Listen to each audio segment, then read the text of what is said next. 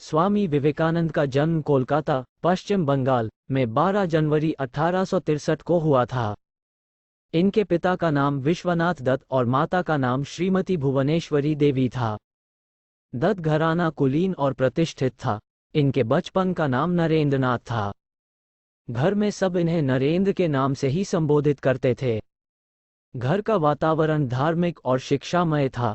नरेंद्रनाथ के पितामह दुर्गाचरण दत्त फारसी और संस्कृत भाषा के विद्वान थे। वे कानून के विशेषज्ञ थे। नरेंद्र के पिता कोलकाता में वकालत करते थे।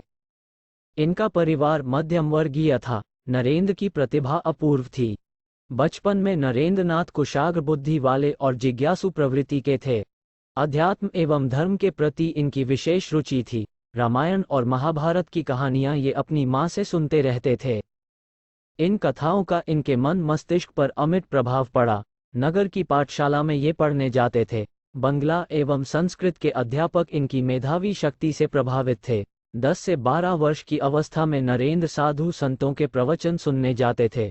नरेंद्र के एक चचेरे भाई थे रामचंद्र दत्ता। वे तत्कालीन देवी भक्त संत रामकृष्ण परमहंस के शिष्य थे, जो दक्षिणेश्वर में देवी के मंदिर में निवास करते थे। स्वामी रामकृष्ण परमहंस को मां देवी का साक्षात्कार हुआ था।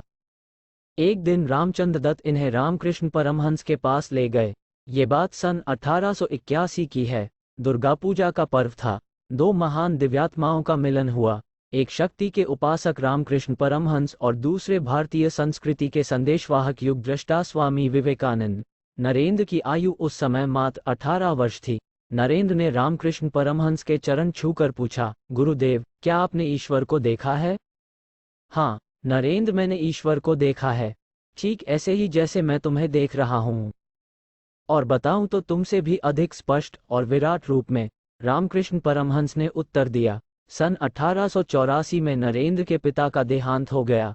घर के आर्थिक भार का बोझ इनके कंधों पर आ पड़ा। सन 1886 में रामकृष्ण परमहंस ने नरेंद्र को अपने मठ में विवेकानंद नाम से संबोधित किया। उसी वर्ष रामकृष्ण चिरनिद्रा में लीन होकर महासमाधि को प्राप्त हुए। 2 वर्षों तक मठ में रहकर विवेकानंद ने भारतीय वाक्य का गहरा अध्ययन किया। सन 1888 में नरेंद्र ने विवेकानंद के रूप में परिव्राजक का जीवन अपना लिया। विवेकानंद परिव्राजक के रूप में सन 1888 से 1890 के मध्य विवेकानंद के भारतीय संस्कृति के प्रचार प्रसार के दृष्टिकोण में व्यापक परिवर्तन आया। वे भारतीय संस्कृति को विश्व संस्कृति के रूप में देखना चाहते थे। इसी दौरान उन्होंने भारत भ्रमण का भी कार्यक्रम बनाया। सभी तीर्थ स्थलों का दौरा किया। आगरा, मथुरा, वृंदावन, हरिद्वार, ऋषिकेश, प्रयागराज आदि स्थानों पर गए। सन 1890 में स्वामी विवेकानंद की भेंट गाजीपुर, उत्तर प्रदेश के पवहारी बाबा से हुई, जिनके प्रति उनके मन में अगाध श्रद्धा थी। मां शारदा रामकृष्ण परमहंस की सहचरी थीं। स्वामी जी ने अपने गुरु भाइयों से भी विदा लिया और परिव्राजक की अवस्था में उन्होंने उत्तर प्रदेश, गुजरात, राजस्थान, महाराष्ट्र, मैसूर, मद्रास, तमिलनाडु, हैदराबाद और कर्नाटक आदि प्रांतों का दौरा किया। राजस्थान में खेतड़ी के महाराजा अजीत सिंह ने उनका आदर सत्कार किया और वे स्वामी जी के अनन्य भक्त हो गए। उन्होंने स्वामी विवेकानंद से वेदांत की दीक्षा ली। खेतड़ी में अनेक संभ्रांत व्यक्ति स्वामी जी के प्रवचनों से प्रभावित होकर उनके शिष्य हो गए। खेतड़ी से ही वे विवेकानंद के नाम से पहचाने जाने लगे। अलवर, राजस्थान में रहकर स्वामी विवेकानंद ने पतंजलि महाभाष्य का अध्ययन किया। पूना, महाराष्ट्र में वे कांग्रेस के वरिष्ठ राजनेता लोकमान्य बाल गंगाधर तिलक से मिले और उनको विदेशी सत्ता को उखाड़ने के लिए प्रेरित किया। मैसूर से स्वामी जी ने त्रिवेंद्रम और कन्याकुमारी की यात्रा की।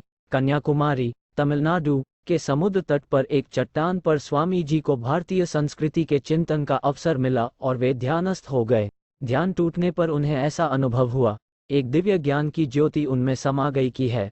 आज भी वह चट्टान विवेकानंद शिला के नाम से विख्यात है। स्वामी जी की अमेरिकी यात्रा 31 मई 1893 को प्रारंभ हुई।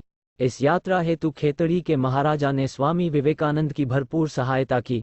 अपने निजी सचिव को भी उनके साथ भेजा। स्वामी जी चीन, जापान, कनाडा होते हुए अमेरिका गए। जुलाई 1893 को वे अमेरिका की औद्योगिक नगरी शिकागो पहुंचे। वहां उनका परिचय हार्वर्ड यूनिवर्सिटी के प्रोफेसर जॉन हेनरी राइट से हुआ। उनके निमंत्रण पर उन्होंने शिकागो में होने वाले धर्म सम्मेलन में भाग लेने का निश्चय किया। धर्म सम्मेलन का उद्घाटन 11 सितंबर 1893 को हुआ। आर्ट इंस्टीट्यूट का भव्य हॉल लगभग 10,000 श्रोताओं और धर्माचार्यों से भरा हुआ था। जब भारत के प्रतिनिधि के रूप में इनका नाम प्रवचन देने के लिए पुकारा गया, तो इन्होंने मन में सर्वप्रथम मां सरस्वती और गुरु रामकृष्ण परमहंस को याद किया। तदनंतर ये मंच पर पहुंचे और बोले, अमेरिका निवासी भगिनी एवं भ्रातृगणा, यानी मेरे अमरीकी भाइयों और बहनों। ऐसा संबोधन सुनकर श्रोताओं ने तालियों की बौछार कर दी। उस समय स्वामी विवेकानंद के चेहरे पर एक तेज चमक रहा था।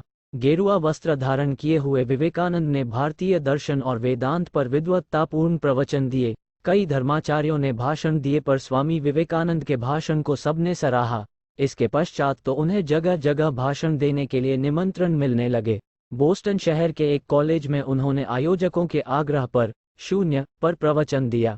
उन्होंने शून्य को ब्रह्मांड के रूप में बताकर उसकी महत्ता प्रतिपादित की।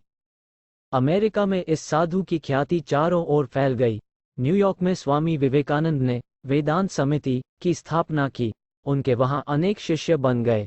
विवेकानंद के प्रवचनों का संग्रह भी राजयोग नामक पुस्तक के रूप में प्रकाशित हुआ। सन 1895 में उन्होंने यूरोप के कई देशों की यात्रा की और वेदों पर शोध कार्य करने वाले विद्वान मैक्स मूलर से भेंट की।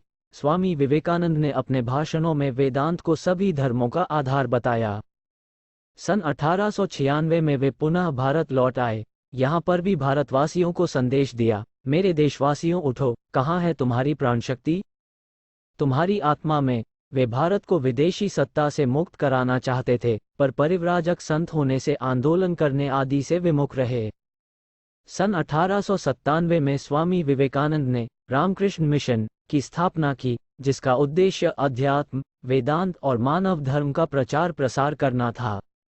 मई 1898 में बंगाल में प्लेग का प्रकोप हुआ।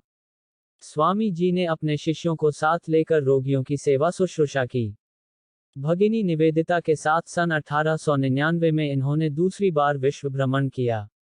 विवेकानंद जी से प्रेरणा लेकर निवेदिता ने पराविद्याओं पर शोध हेतु थियोसोफिकल सोसाइटी की स्थापना भी की। विवेकानंद ने देश में कई रामकृष्ण मिशन स्थापित किए। कई विद्यालय भी इस मिशन ने स्थापित किए।